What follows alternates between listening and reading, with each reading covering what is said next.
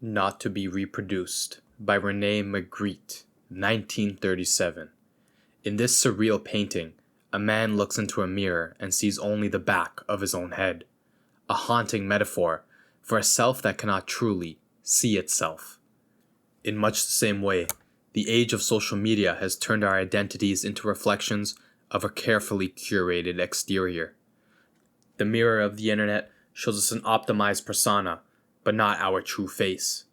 There was a time when the self was something to be discovered. Now it's something to be marketed. In our hyper-connected dystopia, authenticity gives way to performance.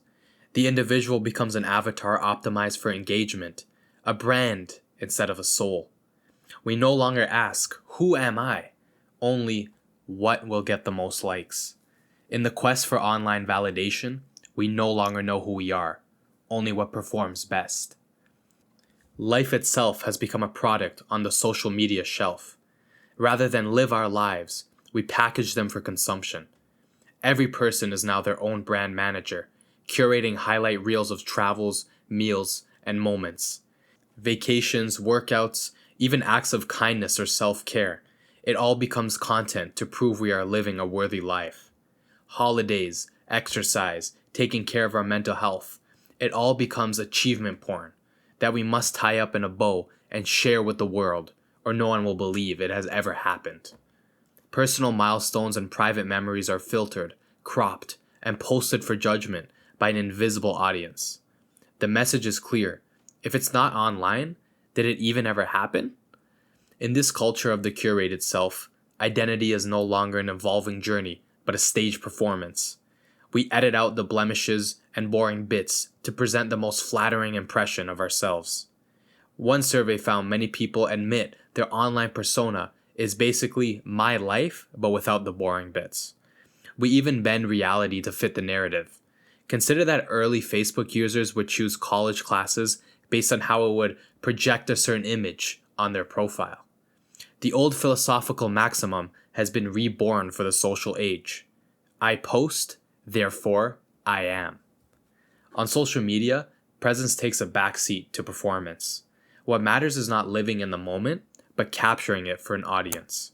We find ourselves staging every experience. A casual hike becomes a photo shoot. A simple meal requires the perfect angle. A heartfelt moment is interrupted by the need to record. Reality isn't savored. It's just saved for Instagram. The platforms reward whatever grabs attention. Outrage and exaggeration, perfections and spectacle. Authenticity is reduced to an aesthetic. Raw, but make it relatable. Even spontaneity starts to feel scripted when every candid laugh or tear is timed for maximum impact. Meanwhile, the true moment slips away from us. Instead of being present with our friends or our thoughts, we are busy performing to an audience that's always watching. Everyone is on camera now, curating their reactions. Everyone was performing, and the basic idea was to do as much performing as possible. The pressure to perform never lets up. When does the performing ever stop? In the past, one could step away from the crowd and return to a private self. Now, we carry the crowd with us in our pocket, endlessly scrolling, posting, and checking. Even our downtime becomes an opportunity to perform our relaxation or productivity. In this societal stage play, life is a series of scenes for others to witness. Presence, the quiet, unfiltered experience of living, has been crowded out by the constant demand to do it for the content. Even our pain has become performance art in this age of social media. In a world of curated perfection, vulnerability itself turned into a currency. People have learned that sharing hardship and tears online can bring attention, sympathy, and followers. Tears are traded for likes. We live in an authenticity paradox, where teary TikToks and depression room tours are the new social currency. What began as a rebellion against fake perfection evolved into something just as performative. Even our lowest moments are filtered through the lens of engagement. Social media platforms thrive on the monetization of healing. Heartfelt confessions and raw stories of trauma rack up views. Hashtag mental health posts become the ideal trends. The line between genuine catharsis and content creation just blurs. Wellness and healing become hashtags and marketing angles. often less about actually getting better and more about appearing authentic to an audience. Now, we've got crying and tears as a way of generating engagement, views, likes, and helping to build your brand. Vulnerability itself has been packaged as just another strategy for growth. The most unsettling part of all of this is that performances of pain can feel truly sincere, and sometimes they actually are. People do find community and support online, yet even that genuine impulse is co-opted by the attention economy, encouraged and amplified for profit. We reveal our scars expecting engagement, and the algorithms eagerly oblige. One has to wonder, if you cried and no one liked it, did you really heal? The very act of seeking validation for our vulnerability might be what keeps our wounds from closing. Over time, the curated avatar can consume the real self. In chasing approval and metrics and feedback, one's identity begins to dissolve. Who are we when our worth is quantified by an algorithm? Social media has introduced a new gospel of self-worth.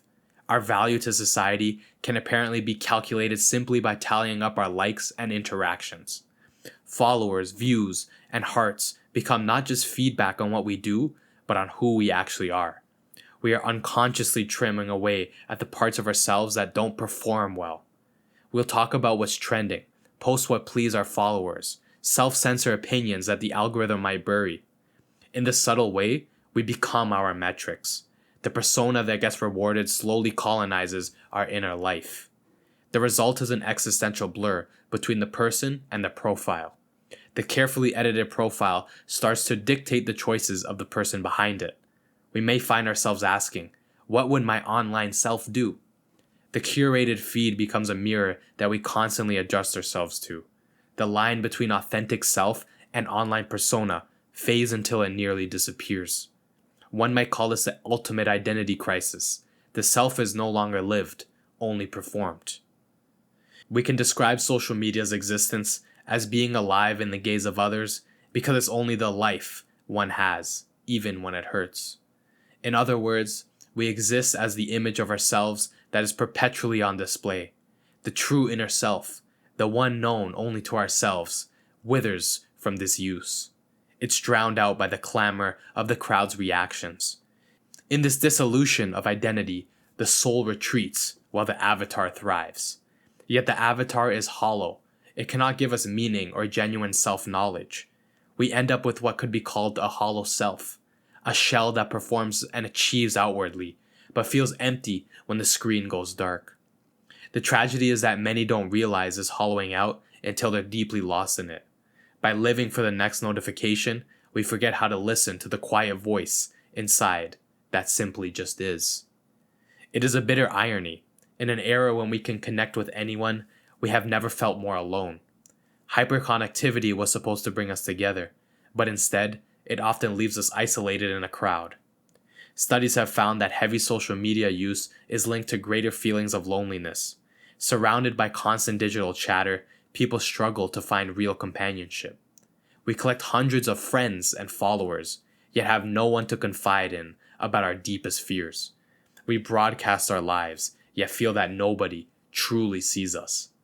Social media creates the illusion of togetherness while eroding the reality of it. Interactions online are quick, shallow, and often performative. Real intimacy, the kind that actually requires time, patience, and presence, is sacrificed for common threads and ephemeral messages. We replace close friendships with parasocial relationships, where we feel bonded to influencers or online communities that do not know we even exist. In these one-sided loops of attention, we get the dopamine of connection without the substance of it. Meanwhile, conformity and groupthink thrive. When the metric is public approval, dissent and individuality become risky. Online communities can enforce an unspoken uniformity, the same opinions recycled, the same aesthetics copied, over and over. To belong, people learn to imitate rather than to innovate. Individual quirks are sanded down to fit the prevailing trend. The result is a collective monotony, millions of people presenting variations of the same on-brand personality. True self-expression, with all its potential messiness and uniqueness, finds little room to breathe in the algorithmic feeds. And so, even as we are connected 24/7, an emptiness creeps in. We scroll late at night, long after the interactions have ended, feeling that peculiar hollowness that comes from being alone behind a glowing screen. The self yearns for genuine contact and understanding, but receives only statistics and superficial comments. In this age of hyperconnection, loneliness has become a global epidemic. We are alone together, visible to countless others, yet intimately known by none. So, what remains of the self when it is constantly performing under watchful eyes? Over years of curated living, something fragile and essential begins to die inside. Social media doesn't just distract or addict us, it disfigures our sense of who we are. We become estranged from our own inner voice, accustomed instead to the roar of the crowd's feedback. In the end, we stop looking inward altogether. We stop asking, who am I, really? And instead, we obsess over, what do others want me to be? In this inversion, the self as a private, introspective being is slowly suffocated. Perhaps the greatest casualty of all is our capacity for authenticity with our own self.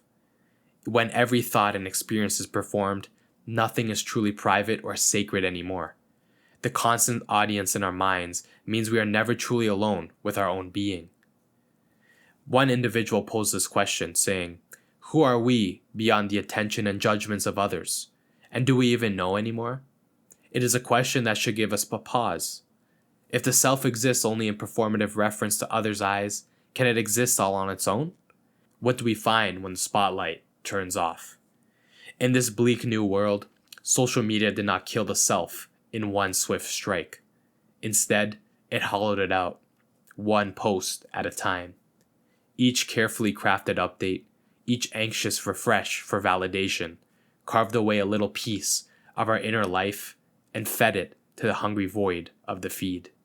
The death of the self has been a slow cancellation of introspection, a suffocation of the soul under endless spectacle. If there is hope, it lies in stepping off the stage, even if it's just for a moment, to remember that face behind the mirror, and to reclaim the unfiltered self that no algorithm can ever truly know.